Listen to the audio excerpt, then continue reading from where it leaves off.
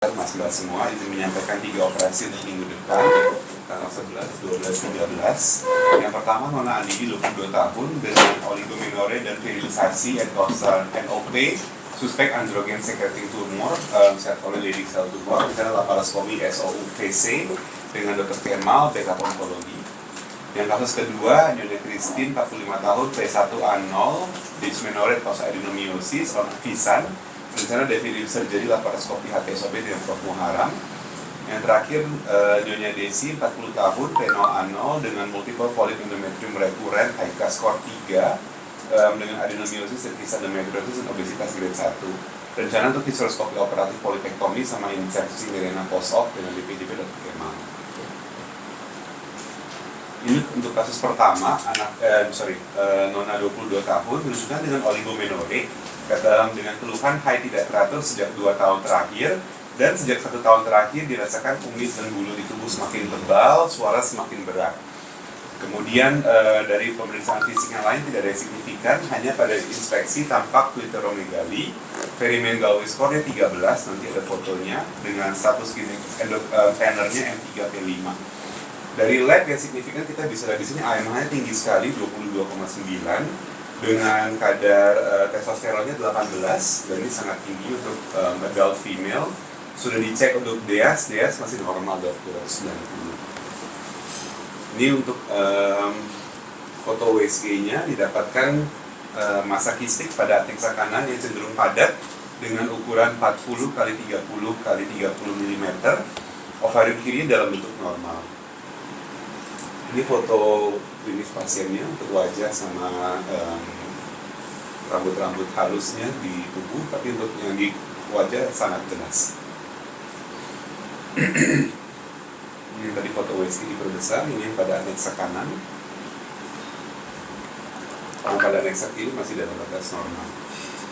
Sehingga pasien diputuskan untuk didiagnosis dengan NOP, suspek androgen secreting tumor dengan gejala virilisasi dan oligomenorrhea. Rencana untuk laparoskopi SOU dan VC oleh Dr. Kemal. Oke, baik. Analisis pada pasien ini, jadi pasien sudah virilisasi. Ya. Gimana kita bisa menganalisis sumber dari androgen? Ya.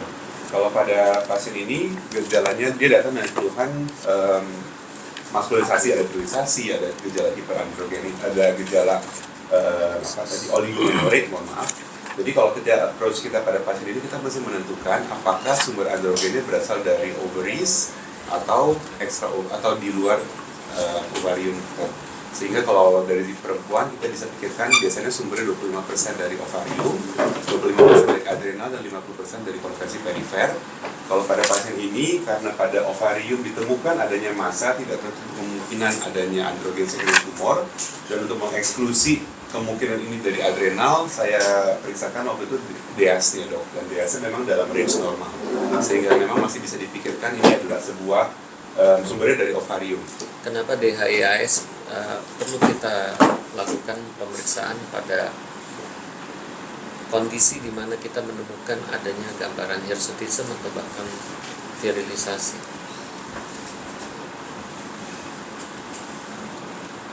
Kenapa?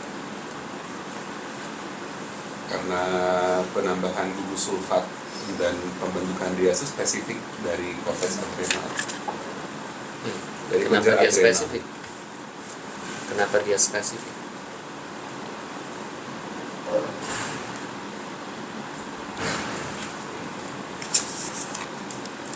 Ini harusnya yang tahap basic nih.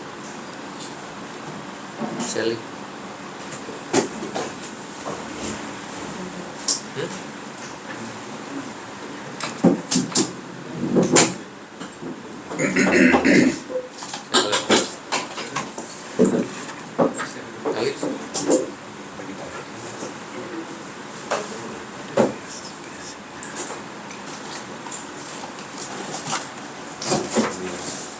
Idenya apa sih? DHEAS itu idenya apa?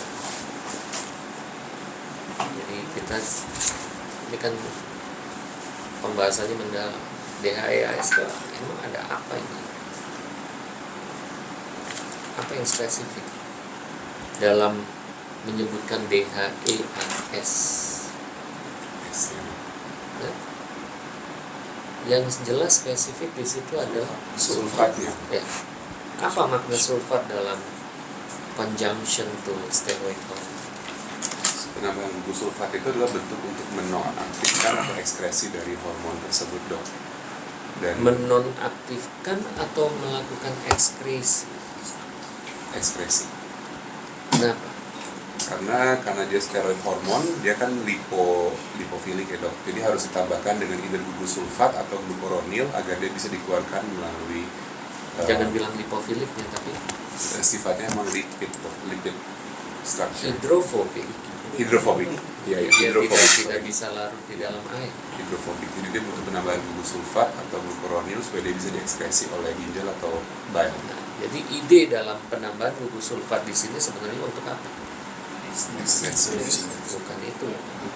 Tujuan besarnya itu mekanismenya. Tapi tujuannya apa? Bukan menurunkan, tapi tujuannya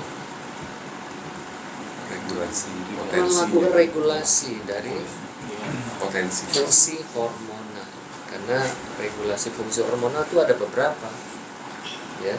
Yang pertama bisa kita lihat, ya, dia bisa meregulasi berdasarkan kadar. Lalu dia bisa meregulasi berdasarkan ikatan dengan reseptor. Lalu kemudian dia bisa meregulasi dengan signaling post reseptor. Jadi sekali lagi, basic principles pada hormonal action, maka selalu di dalam otak kita itu adalah pre-receptor dan post-receptor. Nah, jadi mekanisme dalam penambahan gugus sulfat ini kita sebut sebagai mekanisme apa namanya? Hormonal metabolism. Apa maksud hormonal metabolism?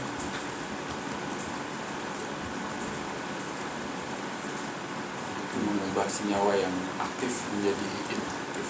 Hormonal metabolisme yang tadi tujuannya adalah melakukan inaktivasi.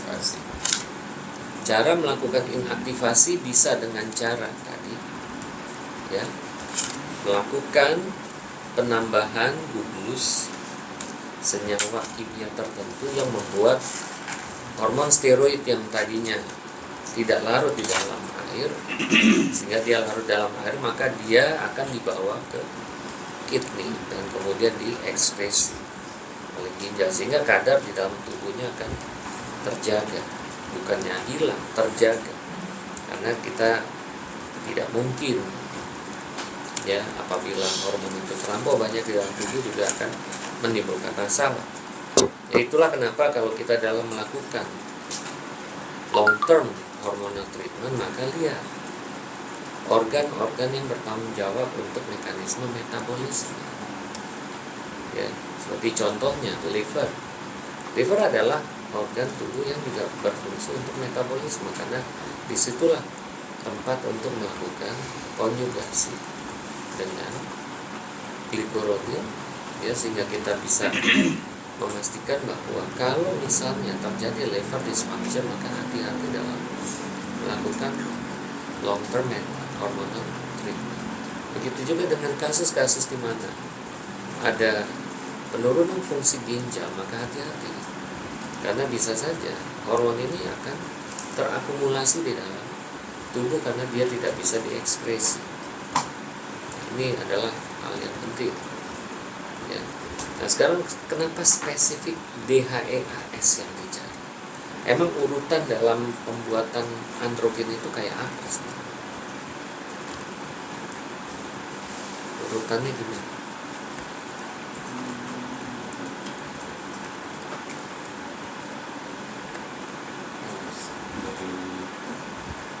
Kalau androgen sebelumnya kan dia dari progesteron dulu. Dari progesteron itu ke pathway-nya androgen pathway. Kemudian dia akan menjadi androstenedione.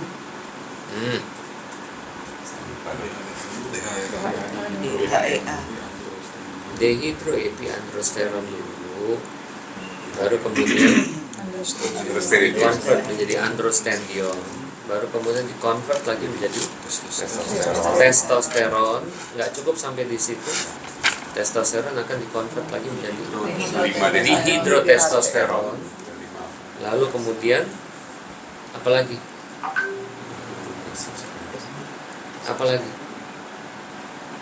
Ini kita jarang memang membahas tentang hormonal metabolisme, tapi satu hari kita harus mendiskus ini karena banyak hal-hal yang berkaitan dengan kejadian hormonal dependent disease kayak endometriosis, uterine fibroid.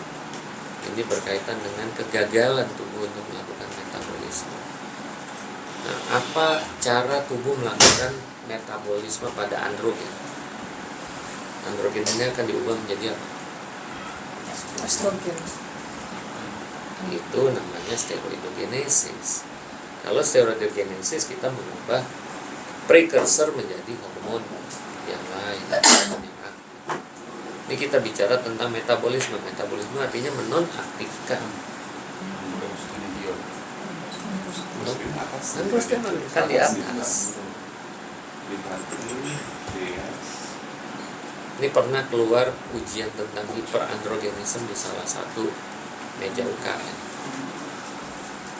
Yang ada diol itu. Ya.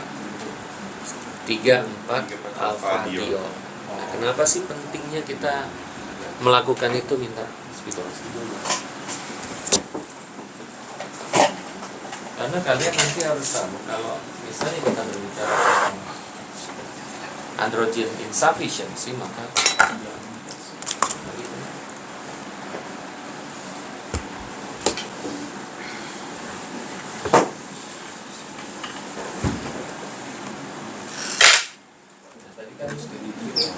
kita bicara DHEA, androstendiol,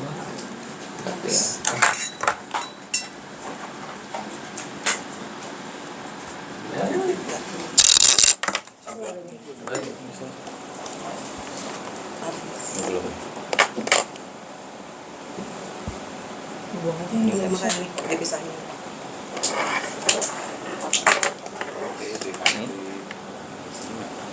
Nah, kalau kita lihat ya, ini adalah urutan dari pembentukan androgen. Tadi udah dibilang bahwa testosteron basically 50% dari erythrin, 25% ovary, 25% adalah materi. Nah, jadi bisa kita lihat di sini bahwa tubuh itu meregulasi ya terkait dengan mekanisme pengendalian kerja hormon androgen. Pertama dari produksinya, bisa kita lihat di sini. Ya. Lalu kemudian kita lihat mekanisme tidak semua testosteron bisa diubah menjadi DHT. Kenapa?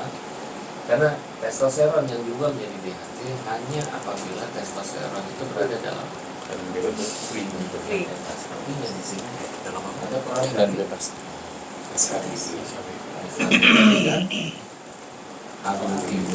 Ini sangat kecil ya. Nah, jadi ini di sini kita bicara tentang free androgen index. Ya. Nah, DHT ini kemudian yang berikatan dengan androgen. Nah, terus kemudian setelah dia bekerja dengan androgen reseptor, maka harus ada mekanisme regulasi yang mencoba menonaktifkan testosteron ini, maka dia dinonaktifkan menjadi alfa. Nah, ini penting sekali karena nanti kalau kalian melakukan analisis terkait dengan gangguan kerja hormon androgen, maka kalian harus melihat hal seperti ini karena kita ingin melihat misalnya kalau androgen ini tidak bekerja, maka seperti tadi mekanisme hormonnya ada di prareseptor, reseptor atau post reseptor. Kalau kita bicara di prareseptor, maka kita bicara produksi. Lalu kedua kita bicara tentang mekanisme konversi karena di sini ada terjadi konvertasi yang menjadi hidrotestosteron. Lalu kemudian bagaimana androgen reseptornya dan bagaimana metabolisme androgen. Ya, jadi ini jelas merupakan suatu hal yang penting kita pahami. Nah, DHEAS jelas ada di atas.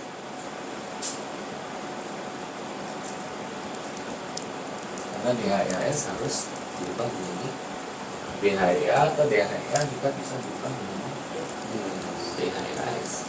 Karena ini tergantung enzimnya yang bekerja yang mana. Kalau dia ditambahkan dengan gugus sulfat, maka dia ada enzim yang bekerja untuk memindahkan, maka namanya sulfonyl transferase. Tapi kalau memotong namanya sulfatase. Ini gampang, ini nggak usah dihafal, kita memahami aja. Jadi kalau dia akan dikonjugasi dengan gugus sulfat, maka dia akan larut dalam air dan akan diekspresi ya, melalui ginjal, maka ini adalah kerja dari sulfonyl transferase. Nah, DHEAS ini kenapa diperiksa? Harus tahu alasannya kenapa. Kalau saya jadi penguji di situ sih saya tahu kenapa cek DHEAS, kenapa cek yang lain. Sulfonyl transferase spesifik di kelenjar sutradara. Ya, karena enzim itu harus ada di sutradara. Ya, makanya 99% DHEAS itu ada dari sutradara. Kalau enggak, gimana cara kita menginterpretasinya? Jadi harus tahu kenapa DHEAS. Kenapa nggak cek understanding? Kenapa nggak cek DHEA? Karena tadi, kalau kita lihat di sini, kalau kita cek understanding, dia adalah merupakan bentuk antara. Ini susah sekali kan? Ngecek. Dan kalau kita sudah ngecek di kadar testosteron, maka ini tentu kita tidak tahu nih testosteron ini kan accumulated dari perifer, dari ovari, dari tidak tahu kan, tidak tahu. Satu-satunya cara untuk mendiferensiasi ini datang dari mana, maka kita pastikan DHEAS, karena kalau DHEAS-nya normal ya memang ya kemungkinan besar datang dari golongan bukan dari ADN. Tapi kalau DHEAS-nya tinggi ya pasti datang dari ADN. Sekarang pengen tahu aja, ini kita tadi bicara metabolisme. Tahu metabolisme estrogen?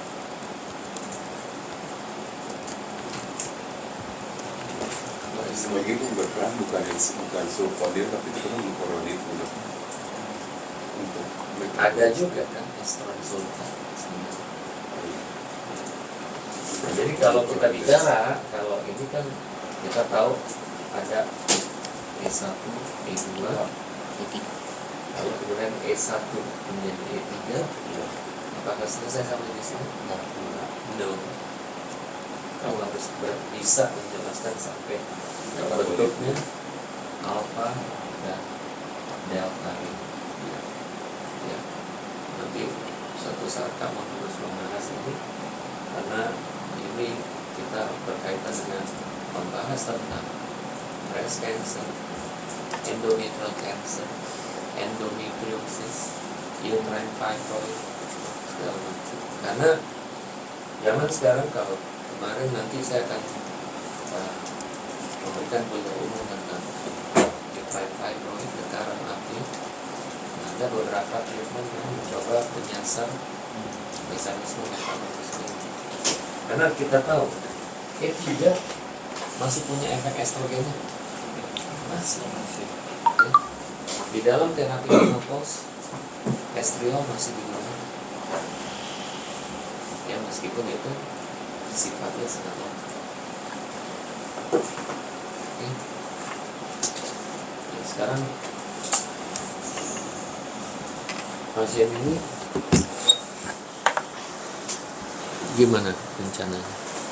Kalau pasien ini awalnya kita curiga juga dengan adanya sarcoidotic cell tumor dok, karena AMH-nya tinggi sekali dok, yang mungkin bisa menandakan presence dari abundant Sertoli cells pada, karena AMH juga dihasilkan oleh sel Sertoli.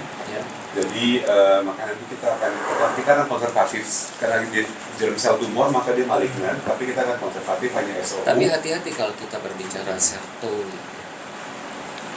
Are you trying to say that this patient also have Sertoli cells? Di dalam itu ya Dok, androgen secreting tumor, maksud jenisnya adalah sertoli cell tumor. Kalau kita bicara sertoli, bukannya ada amigo pada gonadnya? Apakah ini enggak ada mosaikis misalnya? Untuk pasien ini memang kromosom sedang masih diperiksakan Dok, jadi masih ongoing, tapi hasilnya masih pending 1 bulan lagi Dok, ya pasien sudah mengambil sampel. Ya, karena dalam arti gini loh, androgen itu bukan sesuatu yang tidak dihasilkan di ovarium. Iya. Iya kan? Iya. Androgen sesuatu produk yang normal dihasilkan di ovarium juga. Jadi bukan berarti bahwa dia harus terbentuk Leydig cells atau apa, tapi apakah komponen dari follicle itu yang bertanggung jawab? Siapa yang menghasilkan androgen di ovarium? Hah? Sel TK ada sel TK, jadi tekoma juga merupakan sebuah tumor yang kemungkinan harus kita perhatikan. Lalu kemudian satu lagi nih, terus terang kasus waktu saya residen di, mungkin sekarang anak T2A kali ya, karena dulu T2A juga udah megang gin. Nah saya waktu itu dapat kasus persis kayak gini, dan lucunya senior nggak diambil, terus dilempar ke saya kasusnya dan saya harus mempresentasikan. Bayangin, saya baru belajar ginekologi ini, saya udah dikasih kasus kayak gitu, lucu banget. Chief-chiefnya tuh nggak mau ngambil. Nah terus ya udah nggak apa-apa, saya karena disuruh oleh senior suruh ngambil itu jadi case report, ya udah saya kerjain aja. Dan memang ternyata, dan kita ikuti sampai PA, dan PA-nya adalah lipid cell tumor. Jadi ternyata memang di dalam ovari itu juga ada sebenarnya sih bukan truly lipid sih sebenarnya, tapi mungkin degenerasi atau perubahan cell formation yang membentuk histological appearance seperti lipid cell, tapi dia menghasilkan androgen. Nah jadi kalau kita lihat, kalau kita ngomong sertoli Leydig, ini kan kayak apakah ini testikel, tapi pasiennya udah pernah menstruasi. Iya. Ya kan? Jadi kalau misalnya seperti itu, apakah mungkin di tengah jalan dia tiba-tiba berdiferensiasi menjadi sertoli dan Leydig? Kan diferensiasi gonad kan sudah terjadi di intrauterin. Ya kan? Nah, jadi artinya apakah itu sesuatu yang ada di ovarium itu yang kemudian menghasilkan androgen yang tinggi? Kecuali kalau memang ini ada mosaikis, dan artinya ada Y komponen di situ. Nah ini penting nih, karena menurut saya harusnya kromosom udah di work up kalau memang ada kecurigaan seperti itu. Kenapa? Apa isunya? Kenapa kromosom? Ini kita bicara, artinya ini kasus DSD. Ini kan kasus DSD. Dan kita tahu DSD itu ada 3 kategori.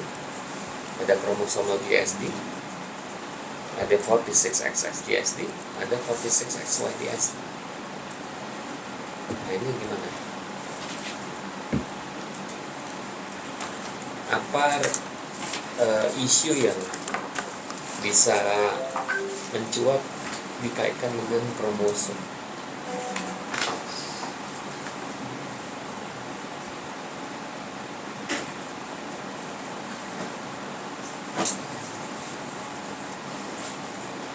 Kita coba lihat, ini pasien komprehensif ya, karena ini pasien, lihat dong, usianya 22 tahun, masih nona, ada androgen secreting tumor, ada tanda-tanda virilisasi. Apa isu yang seorang endokrinologis harus lihat? Ini kan kemarin Prof. Togas kan udah bilang, it's totally different between becoming a gynecological surgeon or reproductive surgeon. Kalau reproductive surgeon apa tujuannya? Kamu kan harusnya jadi reproductive surgeon, bukan gyne surgeon. Ini kita mau melakukan surgery. Mengembalikan fungsi dari Iya, fungsi apa nih? fungsi reproduksi. Fungsi reproduksi. Kalau kita lihat fungsi reproduksi pasien ini terganggu kan? Terganggu. Ya, terganggunya karena apa? Dominasi dari Karena ada dominasi dari dominasi dari androgen. hormon androgen. Oke, jadi artinya kita ingin meng-aiming terhadap primary source dari androgen yang kita curiga ini adalah berasal dari androgen secreting tumor, dan itu berasal dari bone. Oke, nah sekarang apa isunya pada pasien ini? Kalau saya lihat ini isunya justru bukan di organ reproduksi, tetapi mungkin maskulinisasi. Kan dia udah pasti mengalami pubertas tuh. Mengalami pubertas, kalau misalnya dia dengan DSD kromosomal, yang kita khawatirkan juga terjadi maskulinisasi dari otaknya sendiri, brainnya sendiri, sehingga orientasi seksualnya mungkin juga, atau dia merasa gender identity-nya juga jadi menjadi berubah.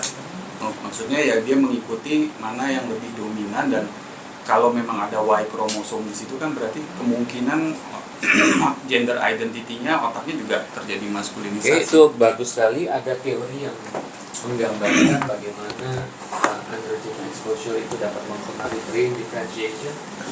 Kita lihat di sini, kalau dia dilahirkan atau natal, maka pada prenatal, kalau ada androgen exposure di sini, maka ini jauh lebih tinggi dapat memicu terjadinya maskulinisasi pada brain, dan ini dapat mempengaruhi katakanlah seksual orientation pada seseorang. Akan tetapi kalau misalnya androgen exposure itu terjadi pasca brain differentiation, karena kita tahu ada estrogen hypothesis pada brain differentiation, di mana apabila di dalam fase in utero maka lebih banyak estrogen yang ada, maka brain akan berdiferensiasi menjadi female brain. Tapi kalau misalnya androgennya begitu tinggi, maka dia kemungkinan akan terjadi brain masculinization. Jadi sekali lagi kita sebagai seorang endokrinologi sudah harus aware tentang bahwa diferensiasi seks bukan hanya terjadi pada genital organ, tapi juga pada brain. Nah, akan tetapi it will be dependent on the time of exposure. Kapan terjadinya? Apabila pra-natal, ini risknya sangat besar. Kalau dia post-natal, kemungkinan kecil. Nah, jadi kalau kita lihat apakah dia kemungkinan besar androgen exposure-nya ini terjadi di prenatal atau postnatal? 1 tahun terakhir aja sih, Dok. Saya pikir juga begitu. Ya, tapi saya pikir apa yang di-concern oleh Idrus patut kita explore, ya. Apakah memang ada sexual disorientation nggak pada pasien ini pasca dia terekspos dengan androgen?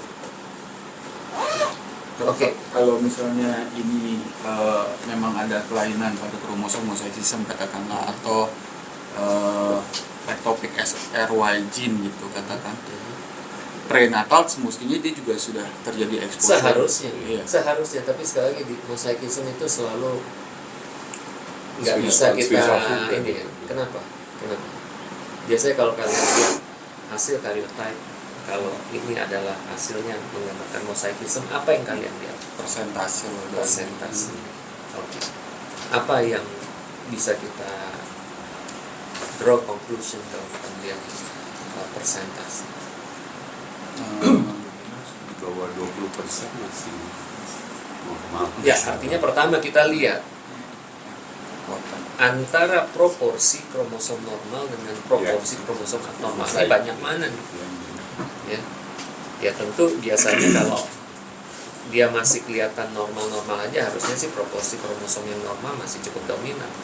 Akan tetapi manifestasi dari abnormal kromosom itu sangat bergantung seberapa banyak persentase sel abnormal. Ya, jadi harus kita lihat. Nah, saya sendiri belum pernah punya pengalaman apakah mosaikism dengan Y seperti ini akan kemungkinan menimbulkan efek maskulinisasi. Meskipun pernah ada laporan kasus pada sindrom Turner mosaik, ya, 45XO dan 46XY ini kemudian mendapatkan gejala-gejala maskulinisasi, ya, di masa pubertas. Nah, ini makanya hati-hati ya pada kasus sindrom Turner dengan Y kromosom. Nah, ini makanya kembali kepada tadi isu apa yang harus kita antisipasi kalau kita berpikir ini kemungkinan ada problematik pada kromosom. Apa nih isu?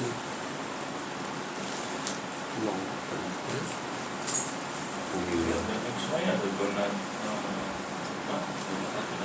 harus kita print out kalau kita cari dari Ada kan? Enggak, maksudnya kan tadi kita udah ada dapat gonadnya. ini rencananya ini SOU. Kalau ternyata ada Y kromosom ini, apakah Loh, jangan tanya dulu. Makanya saya tanya tadi isunya apa? Isunya apa?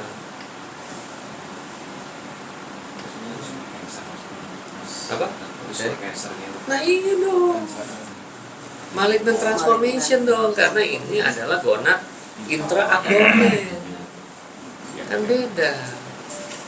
Kalau kita ada gonad intraabdomen, lalu kemudian dari hasil pemeriksaan kromosom ada Y komponen, hati-hati.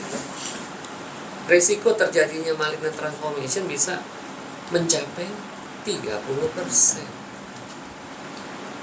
Ya, apalagi pada kasus mosaikisme. Jadi harus ada hati-hati nih kita.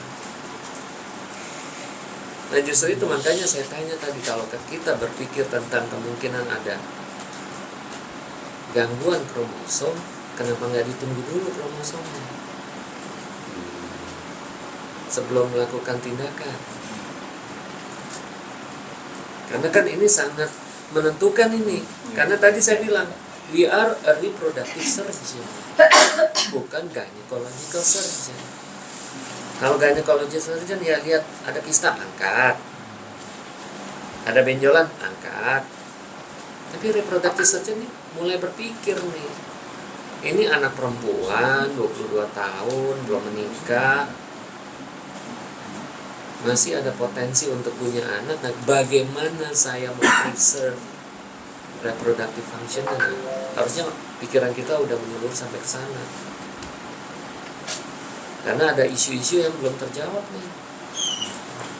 Sekarang pertanyaannya, kalau ternyata ada mosaik, ada komponen Y, gimana? Itu masih menentukan tadi struktur massa itu dia ovary dengan cis atau itu testis. Nah, itu kan struktur, tapi kita nggak tahu komponen karena kita mengenal ada istilahnya ovotestikuler. Yes. Ada ovotestikuler.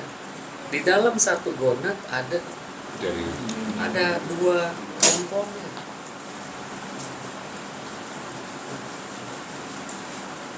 pertanyaan boleh Dok? Kalau memang misalnya pun dia kromosomnya ada elemen, ada komponen Y-nya Dok, tapi kan semua onset ini baru terjadi 1 tahun terakhir nih Dok. Maksudnya tidak ada di SD sebelumnya prior gitu. Dengan dia normal appearance, memang gejala virilisasi baru memberat 1 tahun terakhir. Maksudnya beda sama yang memang kita lihat misalnya genitalia ambigu gitu Dok. Sehingga mungkin itu menjadi rasionalisasi kenapa dikira memang dari androgenesis. Apakah kita pernah mendengar CAH adult onset? Nah, jadi apa bedanya? Jadi artinya kita bisa punya classical CAH, bisa punya non classical CAH. Nah, jadi pada kasus ini juga saya pikir kalau CAH itu tentu sumbernya dari adrenal. Nah, ini kan dari gonad. Jadi apa bedanya? Dalam arti begini loh. Kalau di adrenal kita nggak berbicara tentang fungsi reproduksi, tapi ini malah lebih complicated. Kenapa? Karena saya berpikir kalau ternyata ini mosaik, bagaimana fate dari kontralateral gonad ini? Ini mau kita apain? Itu yang dari tadi saya pikirin sebenarnya. Karena makanya saya tadi berulang-ulang bilang, we are a reproductive surgeon. Nah, kita harus berpikir nih gimana surgery kita juga mampu bukan hanya sekedar mengangkat massa, tapi juga bagaimana to preserve fertility function pasien ini. Kan uterusnya normal, Ya. terus normal. Kalau misalkan tidak ditemukan massa pada saat ultrasonografi, kita cara bisa Kan tadi saya bilang urutannya itu aja, Ya. jangan USG. Urutannya itu. Jadi kalau pada saat kita menemukan pasien dengan hirsutism atau hiperandrogenism atau virilisasi, sama. First thing first adalah menentukan resources. Resources. Bukan karena USG gitu. Resources. Mau ini USG-nya ada massa tapi ternyata DHEAS-nya tinggi, ya lain dong pikiran kita. Ya, jadi kita nggak terpengaruh dengan USG.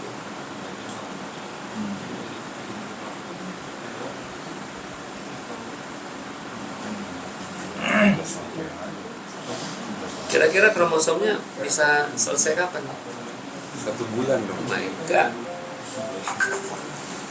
Soalnya kemarin izin mohon maaf, saya udah diskusi dengan DPJP Dr. Kema waktu itu ya kromosom hanya disarankan dulu, tapi tidak mempendingkan operasi karena hanya SOU saja tindakannya dok, waktu itu pertimbangannya. Dan memang karena ditanggung, akhirnya pas pasien kita udah sounding dari sejak ketemu, tapi karena baru mau maju operasi, baru dia cek dok dan biarkan Ya, dia saya dok 1 hanya bulan. berpikir kita ada potensi untuk apa istilahnya, ya istilahnya ada potensi kemungkinan kalau ternyata ini ada Y, what should we do? Should we open again and then extract the gonad? Ya. Itu aja. Kalau ada uterus di apakah masih mungkin ada kemungkinan dia Pernah dengar yang disebut swire? Ya. Juga. XY Tapi uterusnya ada. Ya. Iya, tapi XY. Ini masalahnya kita kalau kita bicara tentang malignant transformation, ini kita bukan bicara masalah produksi androgennya, tapi sel yang menghasilkan itu ada di situ. Dan sel yang supposed to be ada di testis, kalau ada lokasinya di intraabdomen, maka dia ada apanya? Enggak, iya transformasinya kenapa? Nah, dia kan mitosis terus tuh. Bukan. Apa perbedaannya ovarium ada di intraabdomen dan testis ada di intraskrotum? Itu masalahnya. Ada heat. Ya. Nah, jadi artinya ya kita harus agak hati-hati dalam hal ini.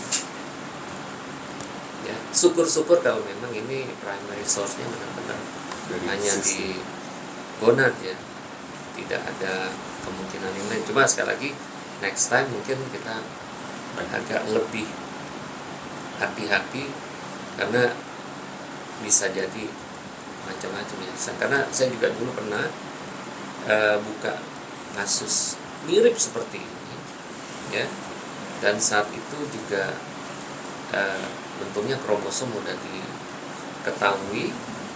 Awalnya kita dirujuk dengan hanya seorang perempuan dengan amenorrhea, ya, seorang perempuan dengan amenorrhea primer, dan kemudian ada kista permagna, kistanya permagna, cuma itu aja, ya.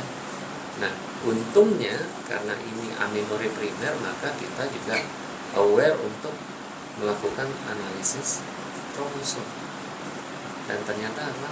Y. Ya. Dan waktu diambil ternyata itu sudah dysgerminoma, ya. Dan kemudian waktu di PA dan seterusnya ternyata itu sudah cancer. Akhirnya pasiennya di kemo 6 seri oleh onko. Nah, itu memperlihatkan hati-hati pada kasus kayak gitu. Ya, cuma ini sedikit beda. Untung dia nggak amenorrhea primer, dia sempat ada menarki, sempat ada regular period, dan kemudian muncul ya. Nah cuma pertanyaannya sebenarnya, waktu dia start mengalami irregular period, kan katanya diberikan pil KB, diberikan noretisteron, apakah nggak pernah ada pemeriksaan imaging yang mendapatkan adanya sebuah massa? Kan masanya kan udah lumayan.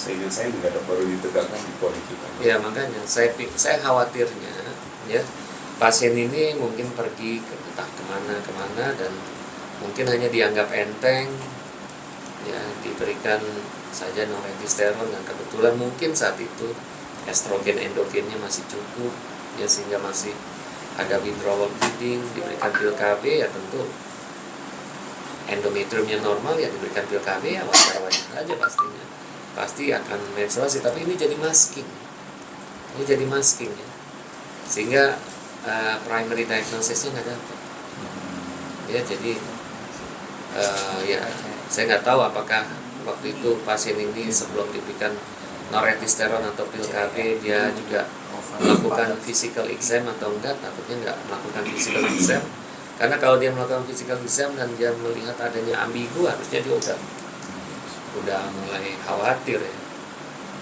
Tapi kalau lihat tipikal pasiennya ada kumis kayak gitu, bukannya harusnya pakai masker, Dok. Sekarang kan pakai masker, Dok. Waktu ke poli aja pasiennya pakai masker. Tapi at least pasiennya kan pasti bilang dia nggak nyaman lah dengan ada kumis kayak gitu, kan pasti dia lapor sama dokternya. Pandemi kan baru selesai kan, masih kemarin 2 tahun kan, 2022. Nah itulah ya. Dok, pertanyaan ini dok. Soalnya dengan genitalnya kayak gini kita bisa bilang dia ambigu atau enggak dok? Iya dong, ambigu, no doubt about it. Ya cuma Meskipun sekalian kalau menurut dia sebelumnya normal, maksudnya baru kayak iya. Artinya kita bisa menilai exposure-nya seperti apa, sama seperti late onset pada CAH juga kira-kira seperti itu. Mungkin di kasus klinis nih dok, kalau pasien seperti ini profilnya datang pasti dia jurusan obscene atau dia akan datang bilang sebelumnya nggak ini kami di sini nih dok gimana kita bisa buka gitu. Kalau misalnya seperti ini mana apa yang skip dari yang umum dan kita bisa lebih lagi dok. Selain itu kan mungkin deuteromegaly mungkin nggak pernah dilihat gitu. Mungkin tadi ovarium kan tidak gambaran morfologi PCOS, tapi kan tetap aja dengan mensi dan teratur pasti saya yakin kita terima tuh dengan PCOS. Nah ini mana nih pemikiran itu bisa lihat Iya. kurangnya di mana? Ya karena sekali lagi kita harus membedakan, kan memang di PCOS kriteria yang kedua apa namanya? Clinical hyperandrogenism. Kalau tidak dapat clinical hyperandrogenism, maka kita mencari ke biochemical hyperandrogenism. Nah masalahnya seringkali ini tidak terlampau banyak diperhatikan karena di underestimate ya. Nah pada kasus seperti ini jelas PCOS itu sama androgen excess itu beda ya. PCOS jangan dipikirin kalau sudah mulai terjadi virilisasi, itu udah nonsens ya. Jadi kalau sampai androgennya naik, lihat, makanya orang kadang cuma menilai atau menghafal kriteria PCOS itu 3, 1, 2, 3, tapi statement di bawahnya itu nggak dibaca. Lihat statement di bawahnya. excluding. Iya, PCOS is an exclusion criteria. Ya. Jadi kalau kita mendapatkan produksi androgen berlebih daripada normal, jangan pikirin PCOS dulu. Karena morfologi polycystic ovary itu bisa menjadi konsekuensi, bukan akibat. Kan sekarang kita melihat bahwa gambaran PCO morfologi itu adalah akibat atau penyebab. Kan itu. Ya kalau pada PCO ya memang memang problemnya ada di situ. Tapi kalau misalnya dia ada hiperprolaktinemia, ada hiperandrogenemia, ya, hiperthyroid, ya jangan dianggap bahwa itu ini menjadi primary-nya, tapi dia akibat. Kalau dokter bisa pasien ini kondisi tadi itu dirujuk, kemudian dokter lihat aksesoromegali ada tumor di ovari, dokter akan sediakan CAH dulu atau langsung misalnya periksa 17 OHP atau periksa DHEAS atau gimana? Kan tadi saya bilang bahwa kalau kita mendapatkan testosteron yang tinggi di atas 2,5, maka lihat metabolisme androgen tadi. Kita nggak bisa lihat nih equal nih antara testosteron sama adrenal. Maka saya harus mencari komponen dari androgen yang tidak ditemukan di testis, tidak ditemukan di ovarium, which is adalah DHEAS. Dengan saya mengecek DHEAS, maka saya tahu ini, maka ini primary source-nya datang dari adrenal atau dari bawah. Iya, makanya kemarin kan waktu kasus yang kemarin dari penyakit dalam, kan makanya saya protes. Kok ada tanda-tanda hiperandrogenisme, kok langsung dicek 17 OHP? Nggak begitu, itu loncat namanya. Harusnya dicek dulu DHEAS dulu untuk pastikan ini dari adrenal atau dari adrenal, supaya kita runut cara berpikirnya. Nah nanti kalau misalnya ternyata DHEAS ini tinggi, nah kita juga harus bagi juga apakah ini kadar yang sangat tinggi atau kadar yang menengah. Sebenarnya ada tuh pembagian kadarnya. Nah biasanya kalau kadarnya sangat tinggi, umumnya ini lebih mengarah kepada tumor adrenal dibandingkan dengan CAH. CAH tuh biasanya meskipun meningkat tidak sampai tinggi sekali. Saya masih ingat kalau nggak salah, kalau saya nggak salah nanti tolong dicek. Kalau kadar DHEAS di atas 700, itu biasanya udah mengarah kepada tumor adrenal. 293 Ya, artinya mungkin dia masih enggak, tapi kan dia masih dalam kadar normal. Satuannya mungkin mas. kadar normalnya berapa sih gitu? Kita ikut aja kadar normal lab yang Di lab yang ada tomato. iya, karena kan Kalau nggak kita salah 400-an sih mas lupa dari Ronia.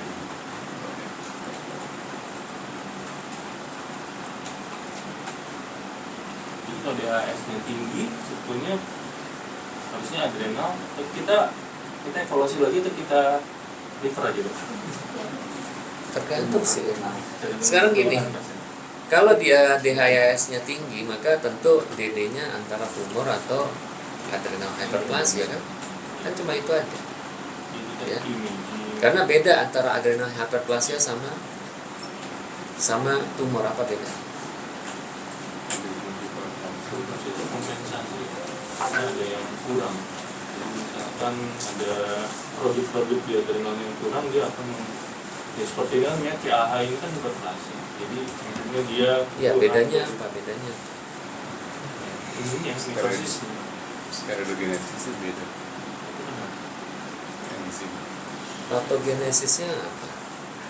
Apa bedanya adrenal hyperplasia dengan adrenal tumor? Kalau Dan hyperplasi, gimana cara membedakannya?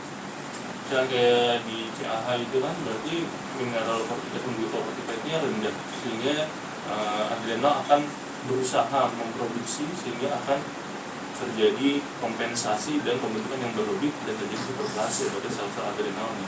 Kalau tumor berarti kan memang ada sel yang bermitosis secara berlebih. Bedainnya gimana?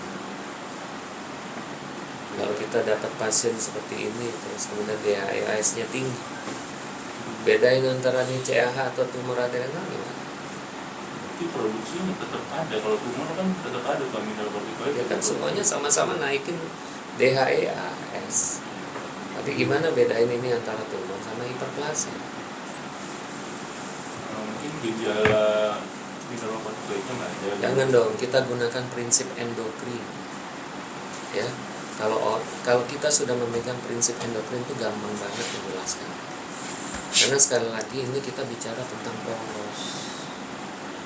Kalau kita bicara ovarium, kita bicara HPO. Kalau kita bicara tiroid, kita bicara HPT.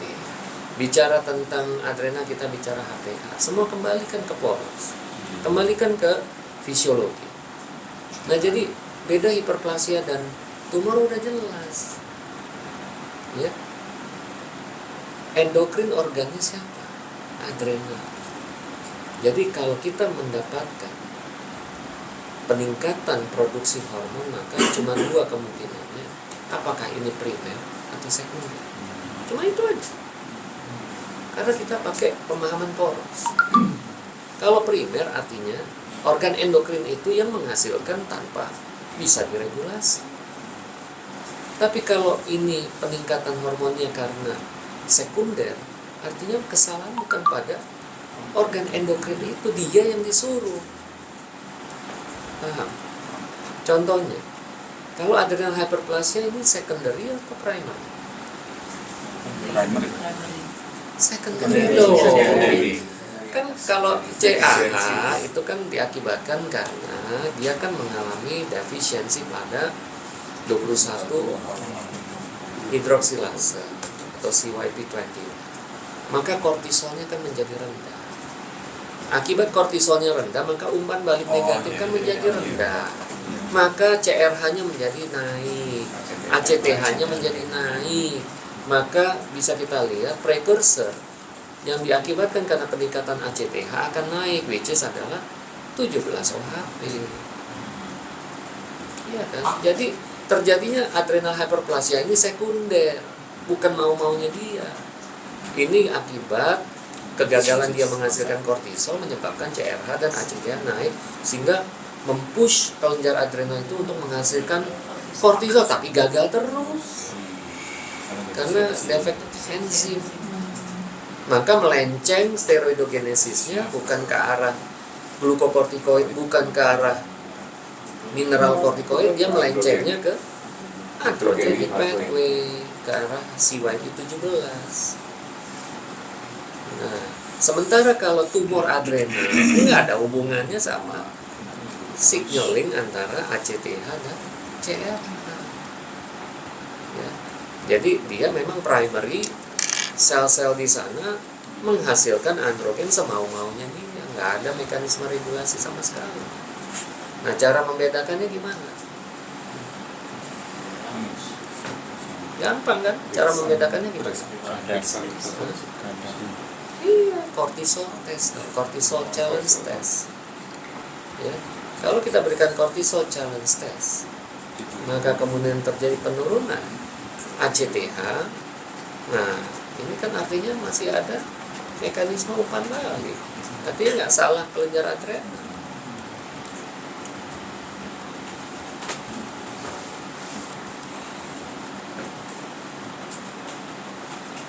Ya.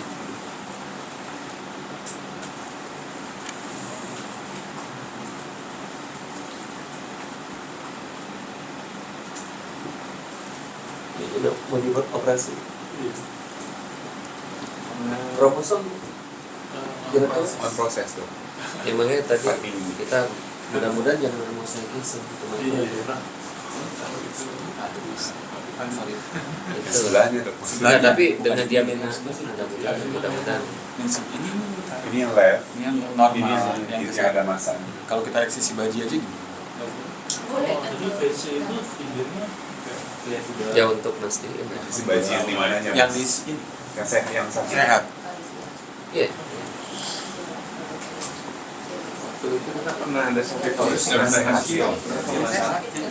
yang dengan ini. angkanya tinggi dan ada masa ovarium. Kayak tahu ini sih. Iya, pada saat kita PA hasilnya ingat nggak pasien yang waktu pasien BPJS dokter Kanadi yang Itu teratoma waktu itu kayaknya. oh iya dia dengan liver androgen Sama, ini juga mirip kasusnya. Kita curiga androgen secondary tumor, tapi PA-nya teratoma.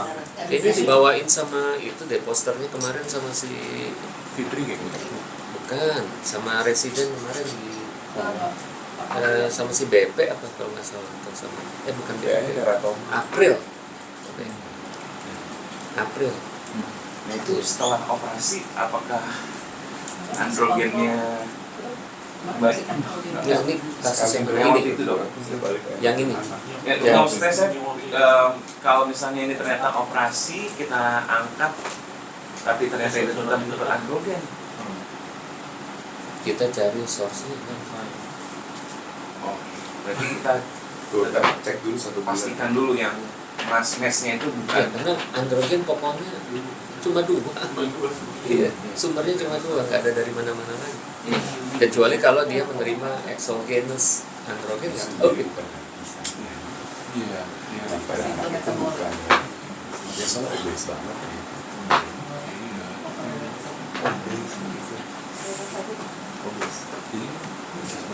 Ini menarik ya, minta tolong Ini tuh kalau di Gemini level CAH level itu tidak dibilang tidak cukup sensitif dan spesifik. DHEAS itu tidak cukup spesifik dan sensitif untuk melihat diagnosis CAH. Setuju, super setuju. Dia cuma ngomong bahwa sumber androgen datang dari adrenal.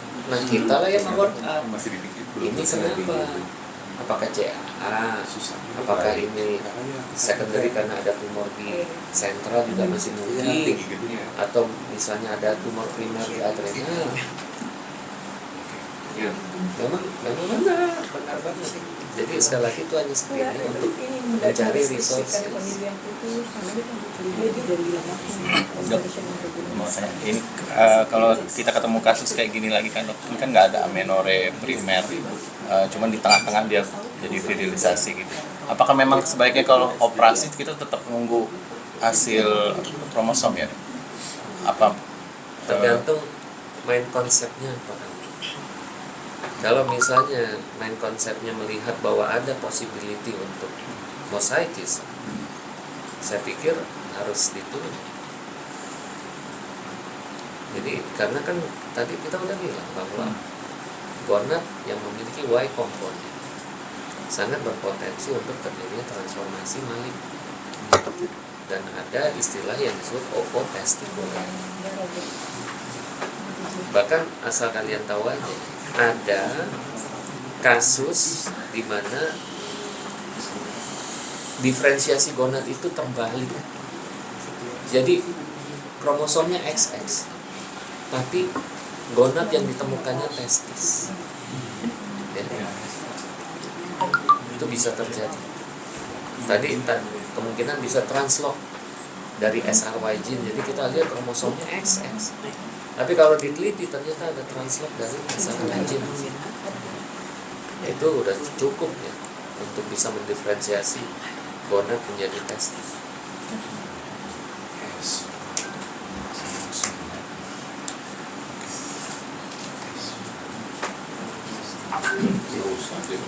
Menurut pasien yang waktu itu yang tadi bukan cluster kan waktu itu ada androgen yang meningkat, tapi ternyata kan PA-nya bukan androgen. Ya itu nggak androgen ya.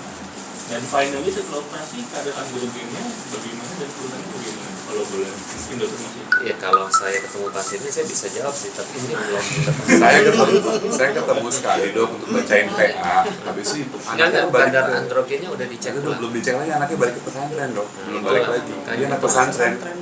Jadi setelah kontrol waktu itu PA-nya saya juga cuma lihat dermoid. Habis itu belum sempat kita follow up untuk 1 bulan pas operasi T-nya turun atau tidak. Balik ke pesantren anaknya. Nanti itu ada di note-nya sih. Ya saya pikir nanti, kan kemarin saya udah bilang bahwa semua kasus sulit mohon nanti dilaporkan ke Laili. Nanti Laili akan mendokumentasi semua kasus yang setiap hari ditemukan. Jadi nanti kita akan punya library kasus sulit yang nanti. Tiap hari ada juga. Ya makanya kan saya bilang tolong difoto aja itunya his-nya. Ya, terus kirim ke Laili, nanti dia akan simpan. Nah itu tergantung yang di poli. Kalau semuanya dibikin sulit. Selain pisang semuanya sulit. Udah nggak ada pisang mbak sekarang. Pisang pun sulit. Pisang sudah tidak ada. Pisang juga udah Kamu sulit. besok kamu akan lihat kasus yang udah Divisan sulit pindah ke mana-mana, itu bukan pakai Visan lagi, udah pakai Agonis. Udah pakai Agonis. Nanti kita coba lihat pandangan kamu gimana pada pasien. Sulit ya lanjut. Ya, Sebulan. Di lanjut kasus berikutnya, sebelumnya saya mohon maaf dulu karena pasien ini persiapan operasi dari gin umum dok sebetulnya dok. Ini nyonya 45 tahun, P1A0 dengan keluhan dysmenorrhea sejak 1 tahun yang lalu kurang lebih. Pasiennya mendapatkan terapi Visan tapi nyerinya tidak membaik, masih ada pain. Untuk keluhan bleeding hanya irregular bleeding dengan Visan. Pasiennya itu awalnya ke RSCM dirujuk ke poliginekologi dan saat itu diskusi dari sana dengan Prof. Muharam sudah Udah, itunya nggak terlalu penting sih. Iya. Saya cuma pengen tahu apa yang sudah kita lakukan untuk Nah, dok. menganalisis Pain. seorang penderita endometriosis dengan pain. Iya. Saya pengen tahu sudah seberapa maksimal kita melakukan analisis. Jujur menurut saya untuk work up-nya belum maksimal dok. Untuk quadruple test reagen habis jadi belum diperiksakan. Tapi minimal dari USG-nya tebal endometrium 1,59 mili bisa menandakan bahwa ada respon untuk menekan. Tapi ada uterine cavity distortion. Saya ada beberapa kali kecelai juga sih pasien dengan endometrium tipis, tapi ternyata kalau karena gapnya didesak oleh massa jadi ada sedikit sih dokter. Ini agak mendorong ya. Agak mendorong. Yang pas ngukurin dulu. Work up lainnya saya juga belum pernah ketemu dok. Yang endometrium. Tipis ya. ya endometriumnya tipis sih kalau lihat ini. Saya kan bisa menyimpulkan itu aja sih dok. Iya. Karena pasiennya datang ke kita sudah di pre-op dok, dan sudah direncanakan Oh my God, operasi. Iya dok, dari gin umum udah di pre-op, udah ke anestesi segala, cuman ke endokrin karena Prof. Muharam dia ada operasi dari endokrin gitu dok. Saya bukan masalah itu sih, saya cuma pengen tahu proses berpikirnya gitu loh. Menurut saya sih jujur belum maksimal ini dok, karena kita belum evaluasi untuk Jadi kalau kita menggunakan kasus ini sebagai exercise katakanlah, berapa lama dia udah menggunakan Dynages? 5 bulan. Just only for 5 months. Dan problem utamanya Pain. hanya pain. Painnya ini pain seperti apa? Dysmenorrhea dok. Dysmenorrhea. Only. Nothing Bukan else. chronic pain, Bukan chronic pain. bukan CPP dok. Ada comorbidity yang lain mungkin? Se-anamnesis dan ini sih enggak dok, tapi kalau untuk work up untuk comorbid autoimun saya nggak lakukan dok. Cuma untuk klinis sih nggak ada.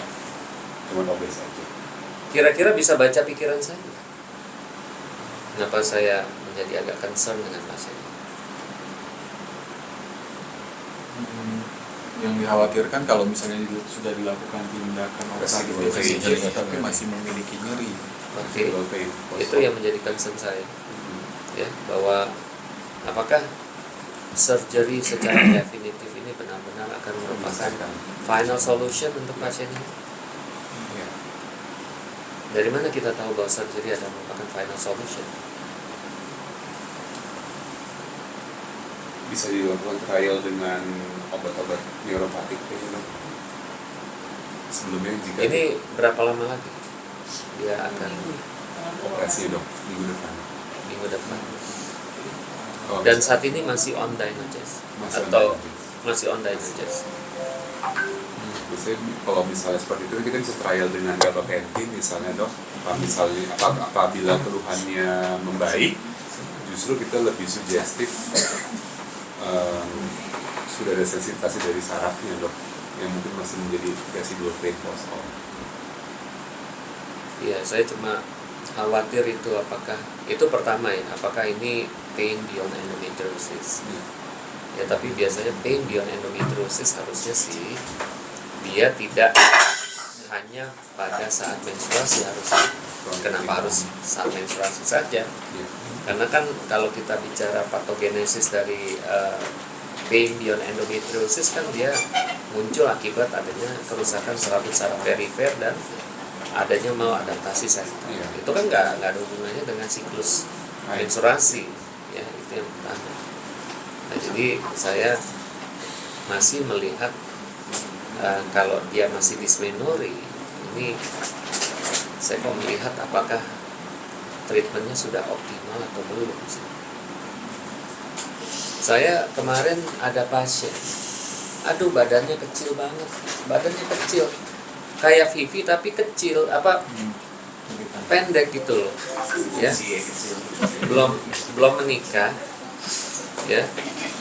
Dan tahu nggak, selama penggunaan Dynogest 1 kali 2 mg amburadul, abnormal bleeding dan pain, ya, saya cek dari quadruple test jelas estradiol nggak ketekan, CA125 masih tinggi, and then saya naikin 2 kali 1, itu persis kayak permukaan air rata, tenang, ya, tenang, ya. Dah 1 atau 2 bulan yang lalu karena dia follow up kadar estradiolnya sangat rendah, dia minta untuk dikurangin lagi, balik lagi dengan bleeding lagi dan pain. Enggak, saya cuma mau bilang bahwa artinya tolong jangan kayak punya fixed dose terkait dengan Dynogest. Itu aja, saya mau pesen itu aja. Ya kayak Dynogest itu untuk semuanya tuh berlaku 1 kali 2 mg. Ingat loh. Kenapa saya bilang orangnya kecil, aduh pendek banget orangnya, ya. Tapi butuh Dynogest double daripada orang lain. Kan kita pikir kalau body mass index-nya kecil mungkin dosisnya nggak perlu gede-gede kan. Yang itu bukti nyata, ya. Kalau saya bisa sharing juga di Poli, banyak yang kemarin saya turunkan dari jadi setengah tablet jadi 1 mg, Ya. dan banyak juga yang terkendali untuk keluhan tidak ada pain dan bleeding. Saya juga melihat ada tren seperti itu. Saya pun sekarang melihat bahwa kalau misalnya dia estrogennya rendah dan usianya masih muda, saya juga kemarin ada pasangan suami istri, tapi memang mereka belum berencana untuk punya anak, dan mereka juga agak well educated, mereka lihat estradiolnya rendah, mereka juga bilang boleh nggak kita turunkan? Oh boleh sekali kan. Dari beberapa bulan ini dia tenang, cuma ada perubahan yang terjadi adalah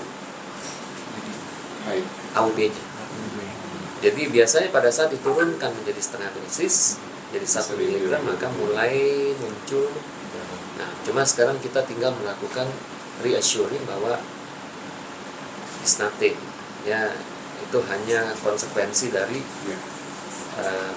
exposure hormon terhadap endometrium. It doesn't mean anything, karena kan orang selalu melihat kalau ada irregular bleeding kan mereka mulai menyambung dengan sesuatu. Nah, ini yang harus kita lakukan reassurance, ya. Makanya nangani kasus kayak gini memang kamu nggak bisa 10 menit sih, kasus-kasus kayak gini.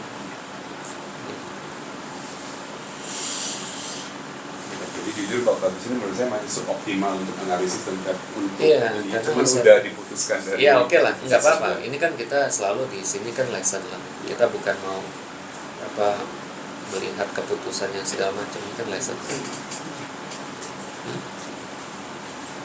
Nggak, karena saya pikir ini masih dalam dysmenorrhea, sayang, maksudnya makanya masih ada opsi sih kita untuk, ya, karena nggak ada sesuatu yang yang urgent atau ada yang emergency kita harus segera ini.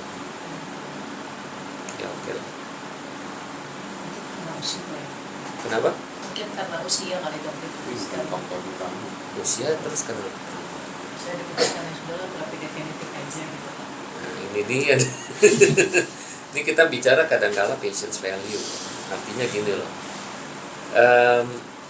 nggak semua orang rela kehilangan uterus. Ya, kita harus value pasien yang punya pandangan seperti itu. Jadi ya kita nggak boleh sih bilang udah tua bu, ngapain sih, uterusnya juga udah nggak dipakai lah itu. Nanti dok ada operasi diagnosis kayak gitu.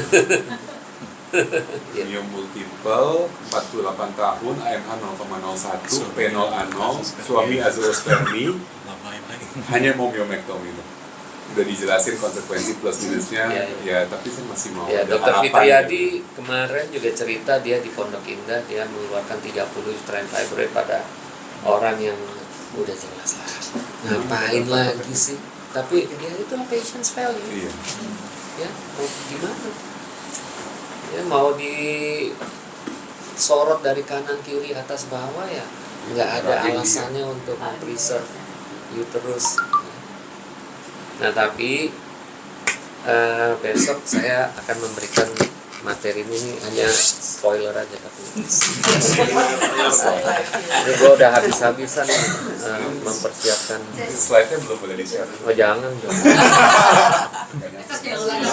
Enggak nanti mungkin lagi nih ya. Saya akan memperlihatkan the current update dari uterine fibroid. Can we prevent the uterine fibroid? Nah ini Kemarin dokter sempat diskusi kemarin gitu. ya, ini benar-benar pengetahuan yang paling update tentang uterine fibroid. Ya. Jadi sekarang orang mulai berpikir, emang kita nggak bisa mencegah miom apa? Sampai miom dibiarkan begitu sampai dibiarkan 80% dari perempuan punya miom. Kamu yakin nggak punya miom? Kemungkinan ada. 80% populasi. Ya. Ya, jadi sekali lagi. Hah? Kenapa? Kalau nggak ada Katanya kenapa dicegah? Supaya bisa dilaporkan. Gynecologik Jadi harus tahu yang namanya primary prevention, secondary prevention, dan tertiary prevention. Nah, sekarang para ahli ini udah mau mulai melangkah ke primary prevention. Masa kita nggak ikutan? primary prevention dengan medicinalis. Ya, spoiler.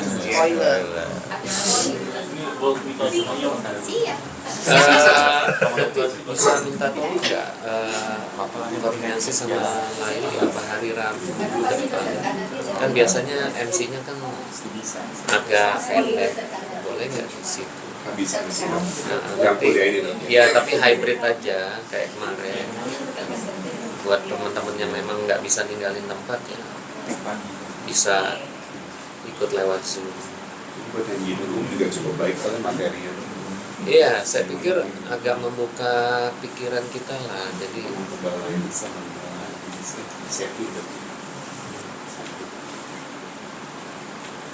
masih banyak materi dari Serut yang bisa di-share, cuma banyak banget, harus satu-satu sih. Tapi ini menurut saya yang paling up to date lah.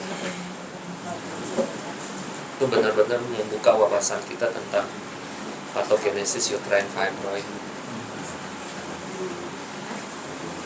Oke. Ini kasus ketiga dok, nyonya 40 tahun dengan irregular vaginal bleeding sejak 8 bulan yang lalu. Dia pasti dengan recurrent endometrial polyp dok. Terakhir dilakukan hysteroscopy office dengan Dr. Kemal. Maaf, sebelumnya pendapatkan terapi norepinephrine 2 kali 5 mg. Hasil hysteroscopy office terakhir tetap masih ada endometrium polypoid dengan gambaran HK score 3 dan dilakukan biopsi sesuai dengan memang polip dalam pengaruh progestin dok. Jadi tampak efek dari progestin terhadap endometrium. Pasien ini P0 A0 tapi belum ada rencana program hamil sehingga diputuskan untuk hysteroscopy operatif polipektomi kembali dan post op untuk prevention diberikan insersi Mirena dok pada pasien ini. Ini gambaran dari hysteroscopy office yang terakhir dan HK score-nya 3 dengan irregular surface, papillary projection sama ada sedikit Ini di uterine cavity, ini gambarnya kayak gini. Iya dok, ada visinya.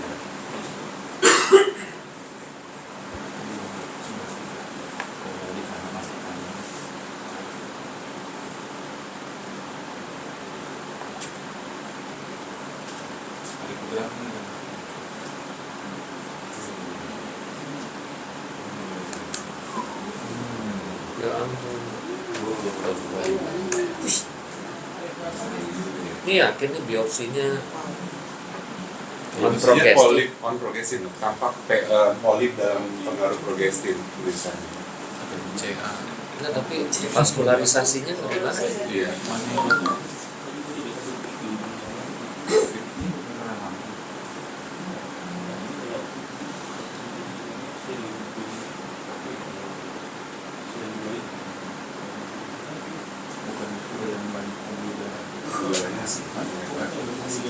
Iya.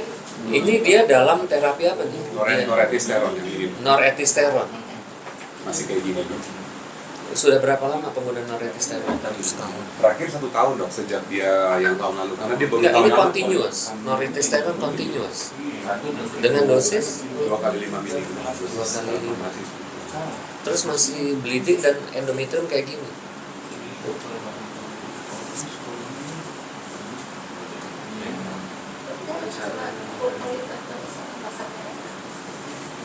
Nah, ada usul atau apa? Tadi umur berapa? 40 ya? 40 fenoanol tapi mas. Tapi sementara makanya untuk menunda didiskusikan. Nah, sebenarnya kalau Fetalanol kan targetnya harus jelas ya Dok ya. Maksudnya Iya, kita dia mau mau berapa bulan terapi ini terus program hamilnya seberapa. Justru itu makanya harusnya. Kejar-kejaran. Iya. Mau lihat dari awal justru. Makanya ini Oh enggak. Kita mau nge-treat ini sebagai pre-cancer tapi PNO ya kan, atau memang mengatasi bleedingnya aja. enggak, yang penting di endokrin itu cuma 2 tujuannya. Ya, kan? Hamil atau ngatasi abnormal bleeding. Nah ini kemana nih? Abnormal bleeding. Jadi hamil udah Hamil udah rela. no ini lagi. Sementara no ya dok. Jangan sementara. Sementara no dok. Enggak, karena gini, kalau dia masih bilang dia masih mau hamil, kita nggak peduli dengan precancerous atau apapun, kita harus segera mempersiapkan dia masuk program. Iya. Nggak mungkin lah. Ini udah sangat mendesak usia 40. Udah siap IVF belum maksudnya? Pakai Mirena berapa tahun? Yang terakhir pas ada tertoni yang Ya, CA ketiga, endometrium kan yang habis. di-treat terus IVF hamil terus mau rencana hamil. Iya. Iya. Nah ini harus pasti nih. Cuma dia nggak ada malignan sih. Dia cuma tetap bilang masih ada progestin. Iya, Efeknya yang pada- bikin ini pada masih ada efek. progresnya pada endometrium dok itu yang Ini bakal dikuret habis nih, shaving shaving. habis langsung pasang Mirena. Jadi sebetulnya per guidelines misalnya pun dia ada atipia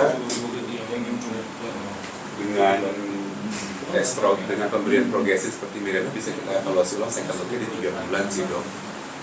Nggak langsung di HT tergantung hasil PA-nya nanti dok. Nah, tapi kalau menurut saya sih, saya setuju sama apa? Sita sih. Menurut saya sih harus firm nih, ini mau ke arah mana? Mau ke arah penanganan konservatif atau mau mengarah kepada penanganan definitif? Kalau konservatif harus tahu tujuannya apa. Kalau tujuannya masih melakukan retain fertility function ya harus ada tindak lanjut yang mengarah kepada fertility program.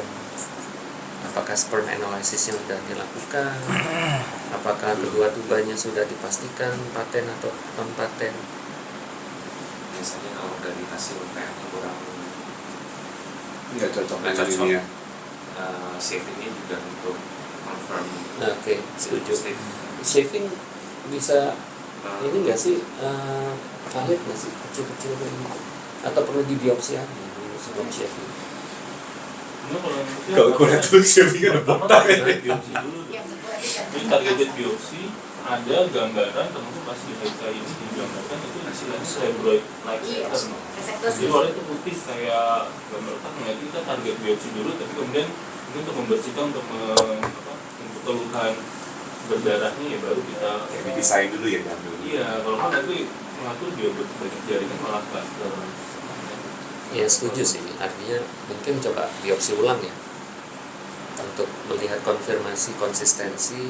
Ya. Terus setelah itu mau di shave atau apapun ya terserah. Takutnya kalau di shave tuh bentuknya kecil-kecil kayak gitu masih valid itu nggak sih? kita diambilnya saya nggak gitu. maksudnya Diambilnya ada branching. banyak pengalaman sih kan di RSCM itu dengan itu kan disaring ya. Hmm. Ada yang lolos nggak sih nanti Ya itulah spesifik? makanya. Iya. Makanya kan kalau Nggak yang kalau lumayan Itu makanya nggak kita. enggak maksudnya orang onko kan biasanya kan melakukan targeted. Nah ini Nggak yang pembuluh darahnya kan. yang katakan candy appearance itu Dok, biasanya. sebenarnya kalau secara makroskopik memang ini kita bisa bilang bahwa ini dalam pengaruh progestin atau enggak sih? enggak. Soalnya kalau Enggak. Heeh. Karena harusnya atrofi lah itu. Iya, maksud saya kenapa PA-nya menjadi berbeda banget sama kira-kira hasil PA-nya tuh kalau dia benar dalam pengaruh progestin sebenarnya hasil PA-nya seperti apa sih, Dok? Oke, kita lihat pasti hasil PA-nya mirip seperti kalau kita membaca hasil PA pada fase sekretori. Karena kan ini kan endometrium yang terekspos oleh estrogen dan kemudian kita berikan progestin. Ini kalau misalnya dia tidak atrofi ya. Tapi kalau atrofi, ya udah pasti gambarannya atrofi.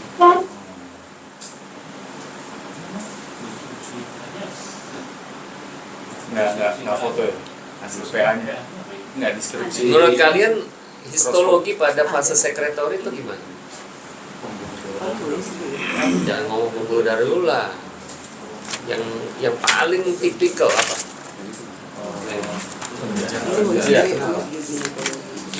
Nggak ada BA-nya.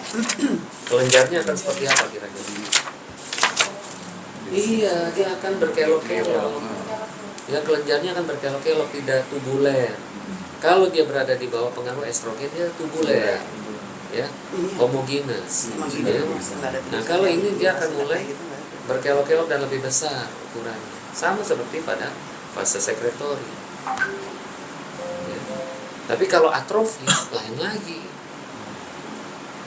Atrofi kan juga bisa disebabkan oleh pengaruh Bisa, progestin juga, bisa, kan? bisa. Itulah makanya kita expecting harusnya atrofi. Tapi kalau pada kasus seperti ini, sebenarnya kan dosis transformasi udah dapat ya. Ya. Nah ini, dan kalau kita lihat efeknya harusnya sih udah jelas ada. Tapi kenapa tampilan makroskopiknya nggak ini? Paling kalau mau ya datang ke PA bilang ini loh gambaran makroskopiknya kayak gini, ini minta tolong di review ulang apakah memang ya kalau di onko kan sering CPC kan. Nah, coba deh di confirm lagi ini bener nggak sih, kok ngeri banget kayaknya ngeliat itu. Oke, nggak ada pengaruhnya sama sekali. Iya Pak.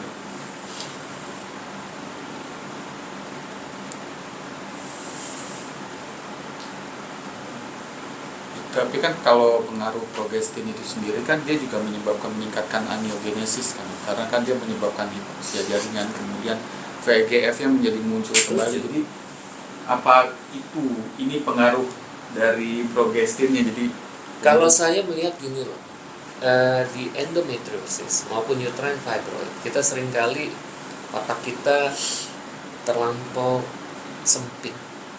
Kita pikir segala sesuatu yang terjadi pada uterine fibroid atau adenomyosis misalnya pada endometriosis itu murni karena ada massa di uterine corpus. Ternyata sama. Kemarin juga ada slide yang memperlihatkan bahwa abnormal uterine bleeding pada uterine fibroid ternyata bukan masalahnya bukan di uterine fibroidnya, tapi endometrium. Iya. Endometrium ternyata. Ya. Jadi ternyata ya gangguan AUB dan fertility pada uterine fibroid ternyata dipengaruhi di level endometrium. Ya, itulah saya kenapa nggak nyalahin Dr. Tommy kadang kalau sudah melihat segala sesuatunya. Ya. Semua normal, tapi ada miom 5 cm.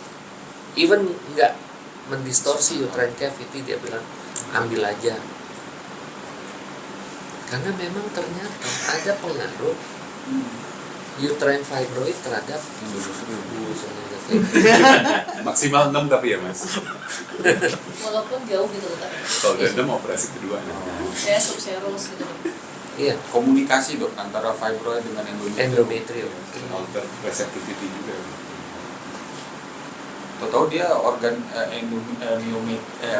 myoma itu menghasilkan hormon juga dok, atau apa interleukin yang dia komunikasinya. You will hear about that. Oh, sorry. Besok mas. Jadi jangan disimpan dulu. Besok endo dulu. Endo dulu Besok besok endo dulu, masih Rabu. Rabu mas. Disimpan. Simpan dulu. Nggak balik-balik tuh kalau ke Medan itu. Nanti saya spill nih, ada istilah namanya chronic aseptic myometritis, CMA. Chronic aseptic myometritis. Dan inilah cikal bakal nanti kita mau coba buat penelitian terkait dengan pemeriksaan serologi pada uterine fibroid.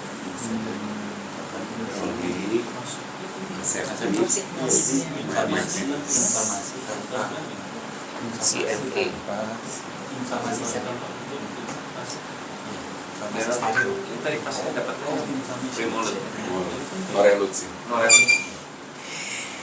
Kemarin kuliah diskusi pagi progestin atau menopause itu atau dasar dokter yang tidak menyarankan pemakaian meta dan MPA pada pasien Pada HRT. Ya. pada pasien dengan hyperplasia gimana? Ya, ini kita mengadres isu terkait dengan long term effect dari progestin terhadap breast. Karena kan ternyata pernah ada penelitian head to head antara estrogen only dengan estrogen plus progestin in terms dari breast cancer. Ternyata tahu nggak? Yang high risk atau yang high incidence untuk breast cancer adalah combine estrogen dan progestin. Lalu kemudian diteliti lebih lanjut lagi. Generasi dari progesteron. Ternyata dari situ progestinnya yang mempengaruhi dari breast cancer. Diteliti lebih lagi. Komponen progestin apa nih yang kemungkinan menimbulkan breast cancer? Ternyata penggunaan dari progestin turunan androgen. Ya. Dan terakhir juga turunan dari progesteron, which is adalah MPA dan norethisternol. Makanya baca rekomendasi International Menopause Society tahun 2016, ya mereka tidak merekomendasikan lagi penggunaan progestin derivat dari testosteron dan MPA. Ya, yang dianjurkan adalah micronized progesteron dan hidrogesteron.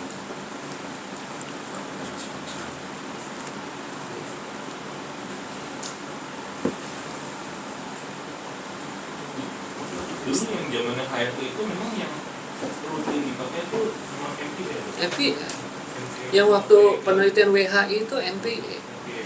Iya, CE plus MPA kan. Karena ini di Amerika kan dilakukan. Dan kalau kita sekarang kenapa tidak ada sediaan EEK yang masih ada yang gampang diresep? EEK. Estero. Nggak tahu saya ada. Masih ada tapi Estero, susah. masih ada tapi Saya juga susah sih cari. Jadi nggak pernah ngeresepin lagi, harus susah nyari. Tokopedia.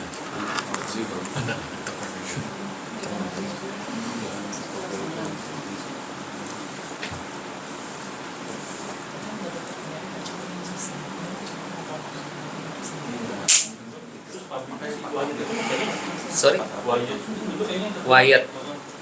sekarang jarang dengar tuh. Nggak dengar sih, kan tengkurap lah semua habis tahun 2002 itu. Di luar juga nggak. Sekarang kalau saya lihat sekarang yang masih bertahan itu dua sediaan, Angelic, satunya Femoston. Femoston tuh keluaran Abbott, cuma kayaknya Abbott nggak ngeluarin di sini, di Singapura dia adanya. Kalau yang di sini cuma Angelic, Angelic susah ya. Angel susah. kita langsung distributor. Bonus distributor. Ngeri. Ya makanya kasihan sih di Indonesia ini pilihan terapi hormon tuh sangat sulit.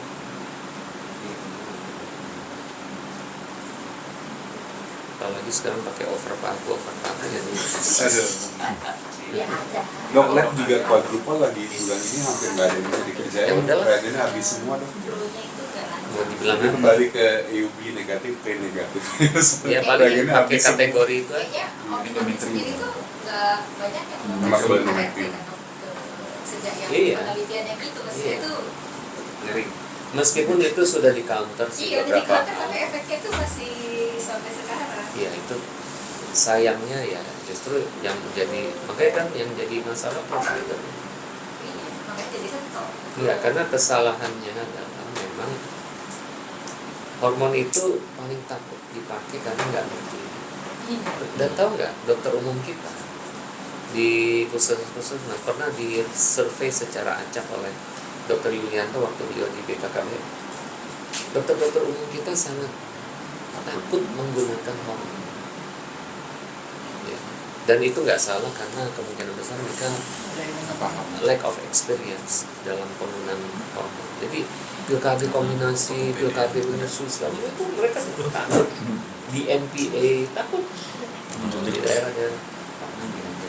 Ya bisa. Ya karena juga nggak salah mereka waktu mereka sekolah nggak pernah diajarin atau mungkin nggak pernah dibiarkan mereka menggunakan dan follow apa sih ini nggak lack of experience ya wajar dia nggak berani. Dok, tanda-tanda lebih estrogen ini bisa mengganti estrogen. Absolutely not.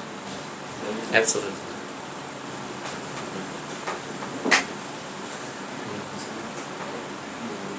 Jadi kalau nanya, mohon maaf, kalau nanya prot ya mungkin lain lagi.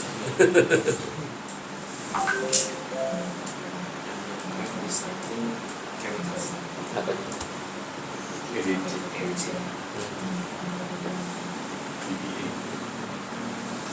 Oke, ada lagi? Nggak ada ya? Jadi tunggu Mbak Laili di ujung. Hah?